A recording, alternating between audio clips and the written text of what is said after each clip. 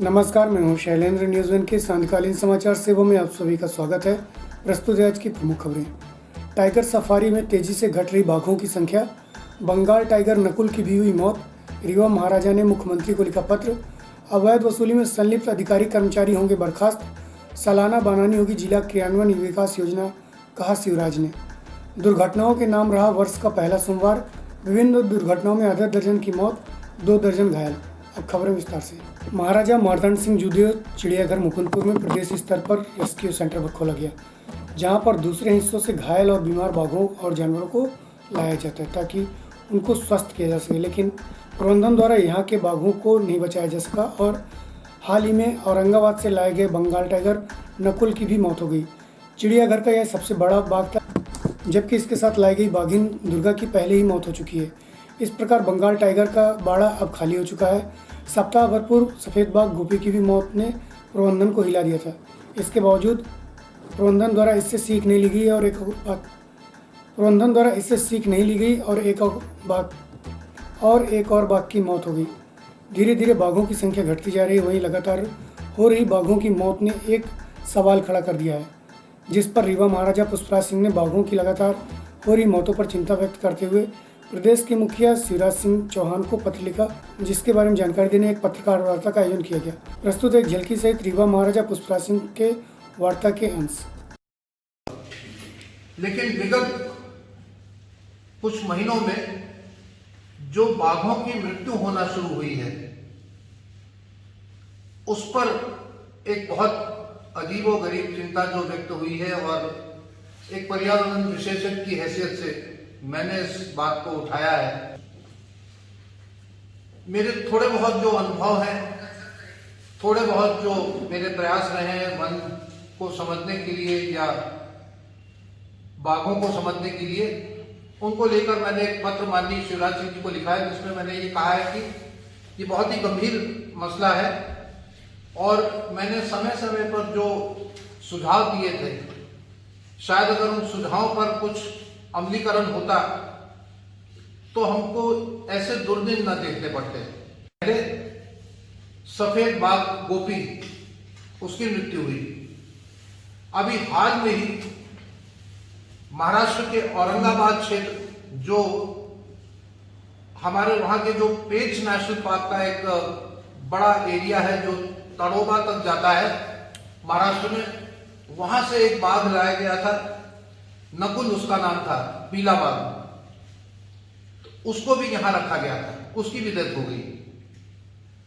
मैंने जो संभावनाएं पहले भी व्यक्त करी थी वो अभी भी कर रहा हूं और इस पत्र के माध्यम से मैंने लिखा भी है, जिसमें मैंने कहा है कि वहां पर बाघों का विशेषज्ञ वेटरनरी डॉक्टर नहीं है।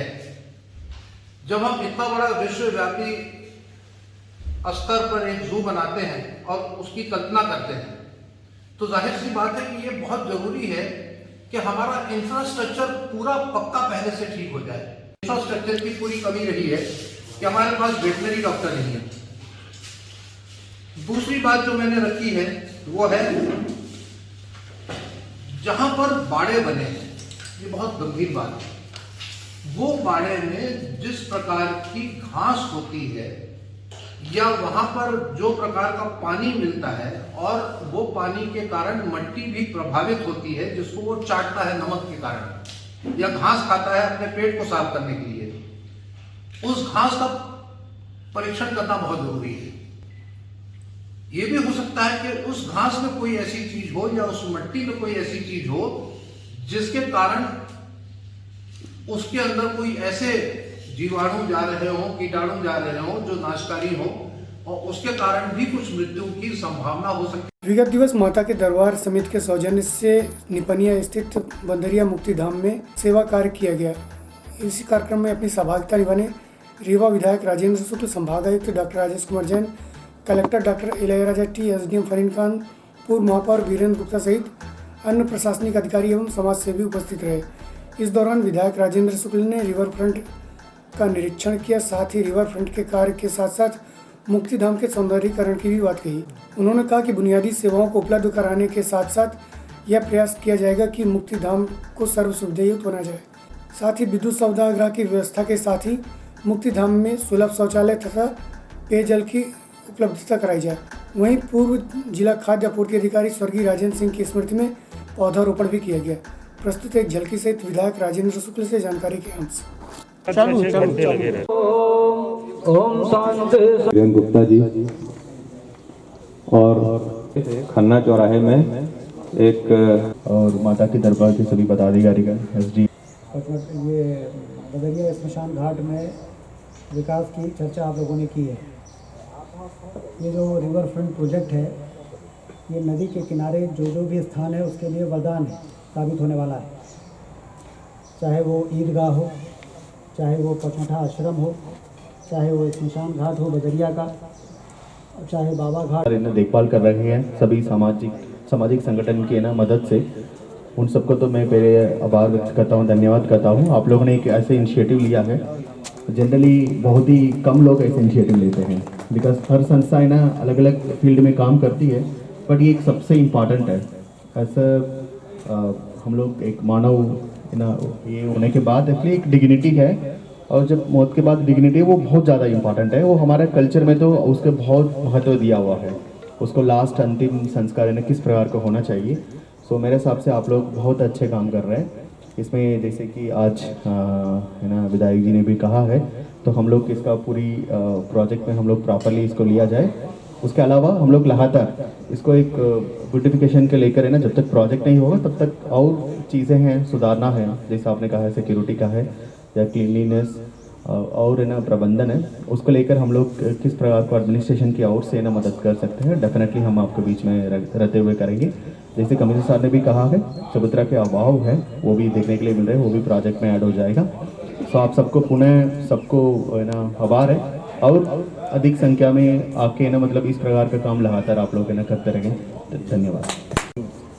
मैं एक बार राजकोट गया तो मैंने वहाँ पूछा जिनके यहाँ मैं गया था कि यहाँ घूमने लायक जगह कौन सी है, तो उनने मेरे से कहा कि साहब शमशान घाट राजकोट में।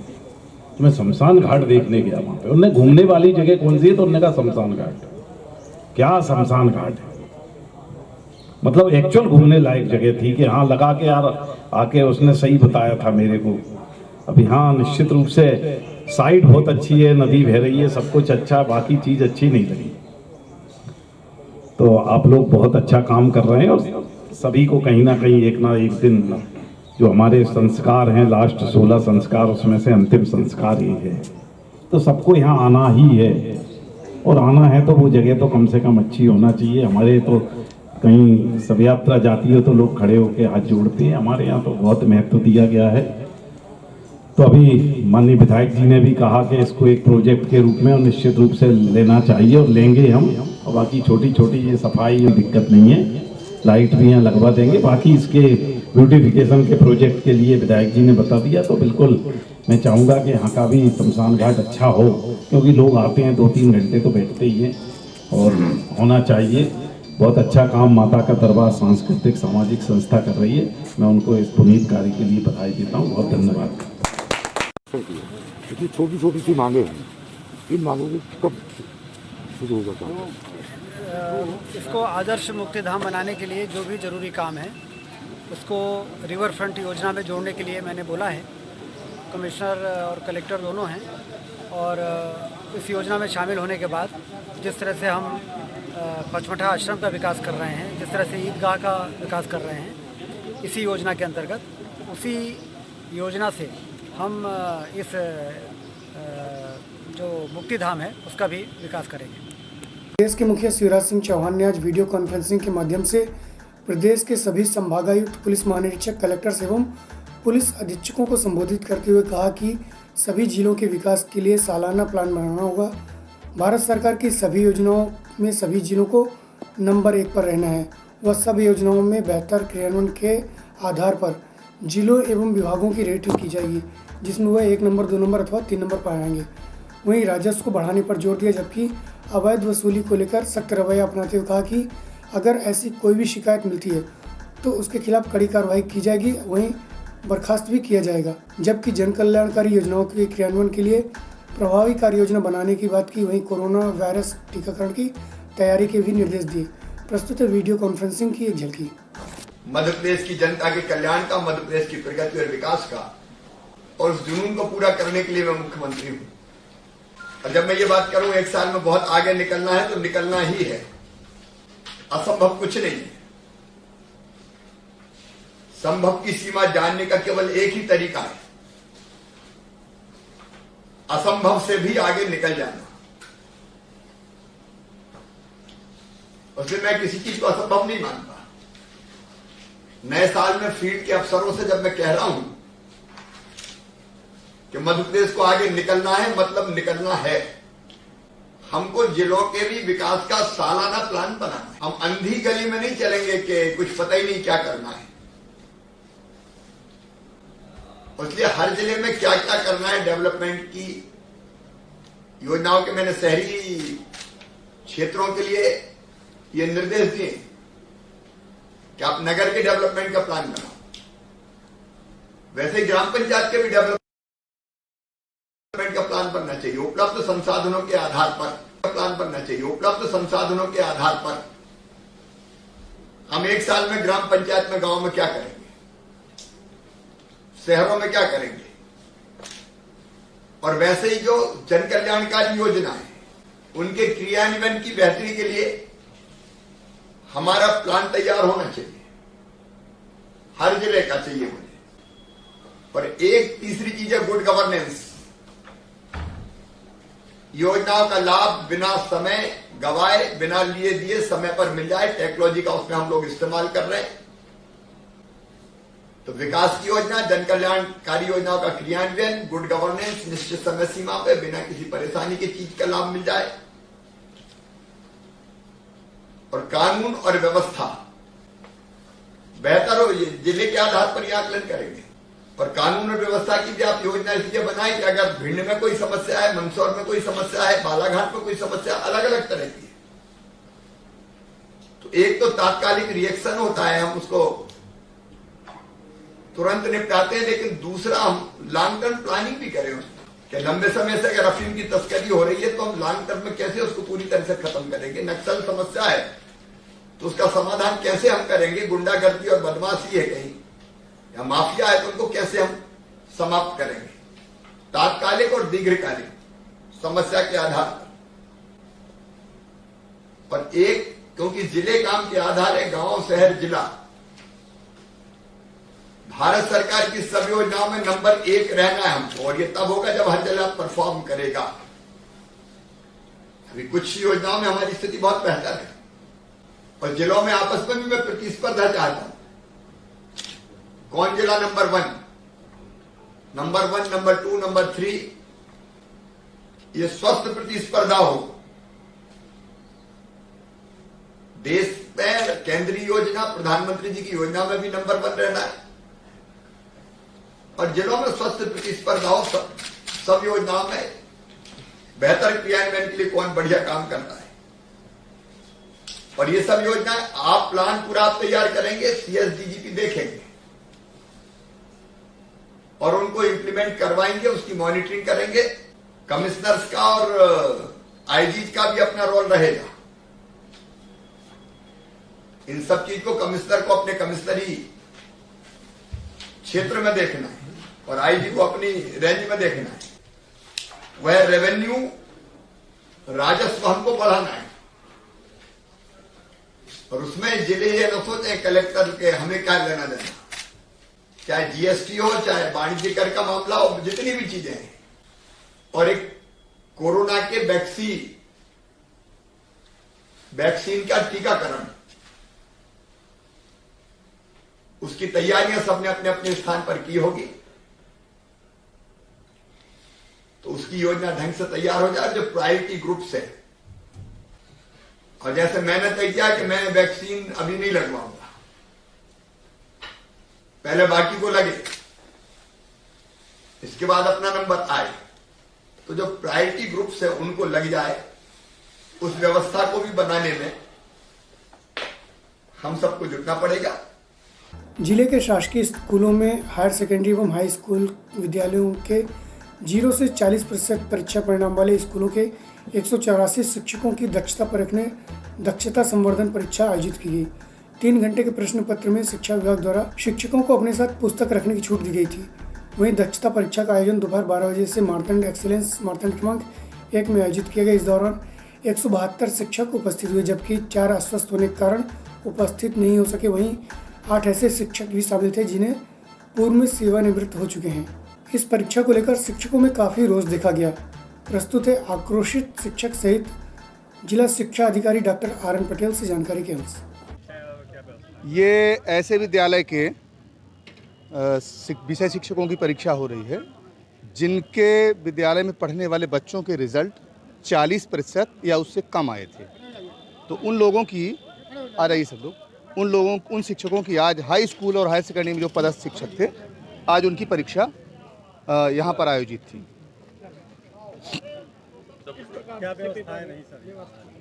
परीक्षा में तो जो भी सामान्य चीज़ें रहती हैं वो व्यवस्थाएं थी, लेकिन प्रायः हम ये कह सकते हैं कि इस परीक्षा के प्रति जिन लोगों ने परीक्षा दी है उनमें बहुत आक्रोश था। परीक्षा कक्ष में भी लोग यदा कदा अपना आक्रोश व्यक्त कर रहे थे। क्यों इस बात को आक्रोश था कि यदि बच्चे का रिजल्ट कम हुआ है, कम बच्चे पास हुए हैं, तो कौन सा रिसर्च ये कहता है कि टीचर की परीक्षा हो उसके कारण?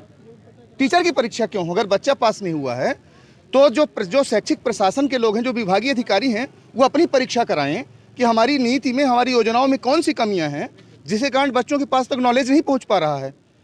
अब बारी है, आज हम लोगों ने परीक्षा दे दी, हमारी परीक्षा हो गई, हम पास होंगे फेल होंगे जो होंगे वो हमें सिरोधार्य है। लेकिन अगर ईमानदारी से हिम्मत है तो अधिकारी परीक्षा के लिए आवाज़ करें और उनकी परीक्षा हम लेंगे। CPI मैम परीक्षा दें, प्रिंसिपल सेक्रेटरी परीक्षा दें, और दक्षिण कोरिया की यात्रा करने के लिए जो पैसा वेस्ट किया है अधिकारियों ने, वो पैसा वापस करें। जनता का पैसा है, किसी के पिताजी का पैसा नहीं है। पैसे से हम मजा मार के आ गए, क्या सुधार किया आपने? और जो चाय नाश्ता समोसे में जो आप रोज मीटिंग करके कार्य योजनाएं बनाते हैं, वो जनता का पैसा वापस करिए और परीक्षा दीजिए। आप परीक्षा दीजिए। तो ये आक्रोश लोगों के मन में है। यदि बच्चा 40% से कम बच्चे पास हुए किसी विषय में, कौन सी स्टडी ये कहती कि उसका मतलब है कि टीचर को नॉलेज नहीं है? बहुत टैलेंटेड लोग हैं, हम देख रहे थे, बड़े एक्सपर्ट लोग हैं, बहुत सारी चीजें जानते हैं, लेकिन बच्चा क्यों नहीं पास हो रहा? उसके पीछे के कारणों का कभी हमारे अधिकारियों ने और विभाग ने कभी विश्लेषण करने की कोशिश नहीं की। हमारे यहाँ लगभग, हम ये मानते हैं कि हमारे यहाँ लगभग अभी भी 40% के लगभग लोग गरीबी रेखा के नीचे हैं। उनके लिए भोजन पहली जरूरत है, वो विद्यालय नहीं आना चाहते हैं। उन बच्चों को, दूसरी बात यह है कि आपके स्कूलों में प्राचार्य हैं, मैं विषय शिक्षक भी हूँ, प्राचार्य भी हूँ, वेतन पाता हूँ विषय शिक्षक का, काम करता हूँ 2 पद का, प्राचार्य का भी और विषय शिक्षक का। 0% रिजल्ट मेरे विद्यालय का पिछले सत्र में था। मैंने उस स्कूल में ज्वाइन किया और 43% रिजल्ट दिया इस साल, 0 से 43। किसी विभाग ने रिकॉग्नाइज किया कि मेरे काम को? किसी ने प्रोत्साहित किया क्या मुझे कि आपने मेहनत की और 43% आपने रिजल्ट लाया? केवल हमें परीक्षा में आने के लिए आमंत्रित कर दिया। हमने आपकी प्रिंसिपली फालतू में की और हमने अपने विषय को कमजोर कर दिया। इसके कारण हमारा रिजल्ट, मैं जून माह में ट्रांसफर होकर के आया हूँ। अभी जून 2020 में स्थानांतरण होकर के आया हूँ और मुझे पिछले 19-20 के वर्ष में के परीक्षा परिणाम के आधार पर मुझे परीक्षा में बैठाया गया। तो मुझे परीक्षा देने में कोई भी कहीं वो नहीं किया है और बार-बार देंगे, हर साल देंगे, बार दूंगा। और हम लोग परीक्षा की तैयारी करेंगे अपने हर साल। टीचरों को टॉर्चर करने का वो अच्छी बात नहीं है। कहीं ना कहीं हम जितनी मेहनत कर लें, जो हमारे सिस्टम के, हमारे शिक्षा के जो अधिकारी हैं, जो लोकल बॉडी है, जो इसमें निरीक्षण करता है, वो भी कहीं न कहीं दोषी है। तब केवल 3 है, जबकि उत्कृष्ट विद्यालय सिरमौर है, वहाँ पर जो है केवल मुश्किल से 3 स्टाफ हैं और अति शिक्षक से किसी तरीके से काम चलाया जाता है।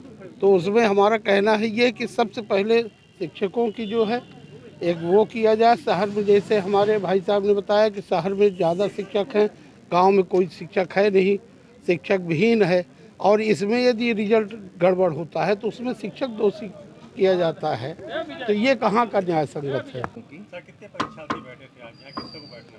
इसमें 178 दर्ज थे, तो 172 टीचर उपस्थित हैं परीक्षा में। परीक्षा देने वाले इनको शिक्षकों में आक्रोश है कि किसी भी बच्चे का रिजल्ट बिगड़ने का क्या हमको क्यों दोषी ठहराया जा रहा है, हमसे क्यों परीक्षा ली जा रही है? ऐसे में तो अधिकारियों की परीक्षा होनी चाहिए। शिक्षण कार्य में मुख्य रूप से जिम्मेदार तो टीचर ही रहता है, तो उसको आता है कि नहीं आता है, ये मुख्य रूप से ये बात थी कि शिक्षक को अपने विषय में दक्ष होना चाहिए।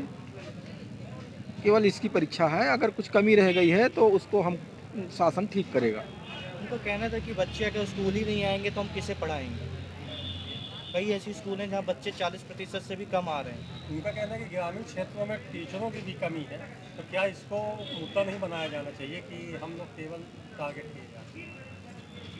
टीचरों की कमी है, लेकिन सरकार ने अतिथि शिक्षक की व्यवस्था की है, तो अतिथि शिक्षक भी सब टीचर ही हैं और तमाम गांव-गांव में हैं, तो कमी तो नहीं कह सकते कि टीचरों की कमी है। एक शिक्षक से कई प्रकार के काम लिए जा रहे हैं।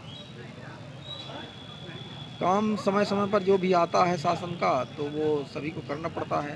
तो ऐसा कभी कभी रहता है, जैसे निर्वाचन वगैरह में या कभी ऐसी कोई बात आ गई, लेकिन सामान्यतः तो शिक्षक को शिक्षण कार्य ही करना होता है। आपके यहाँ ये विगत दिवस स्थानीय होटल सेलिब्रेशन में समाज सेवी संस्था लायन एवं lioness club Rewa the great द्वारा 9 वर्ष मिलन समारोह का आयोजन किया गया।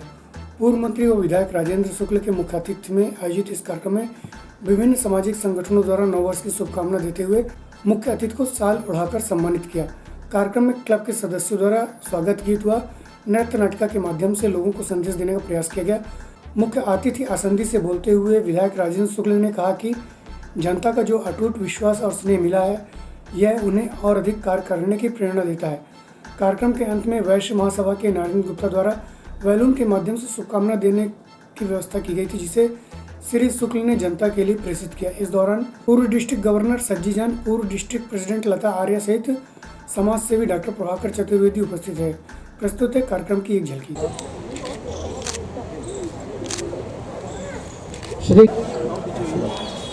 और थोड़ा फैल रही है।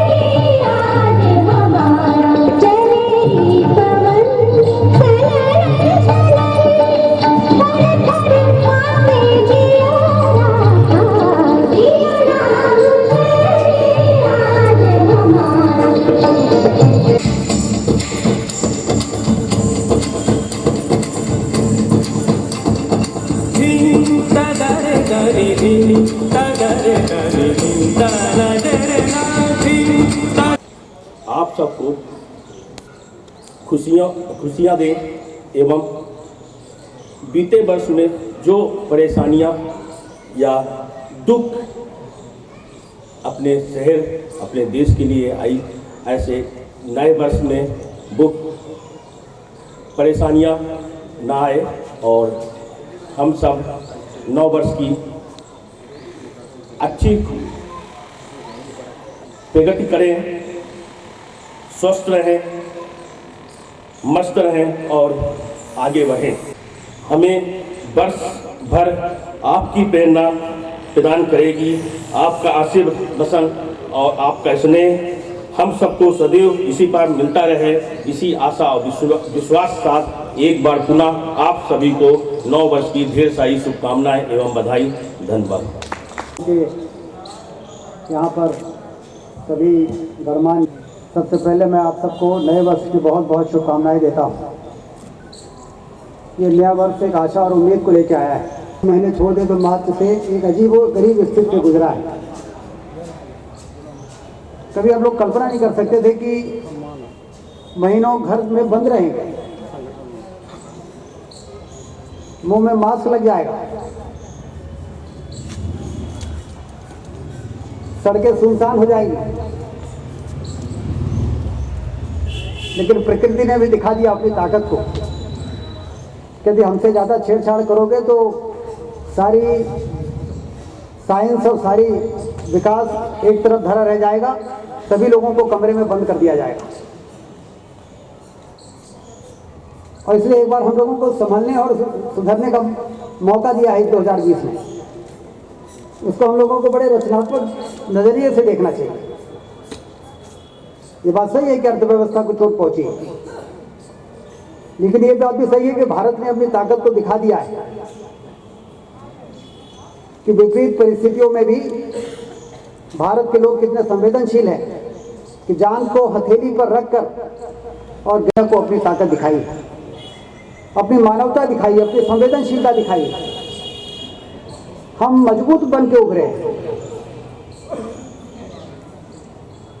दुनिया कह रही है कि अमेरिका फिसल गया, यूरोप नहीं संभाल पाया, लेकिन भारत ने संभाला है।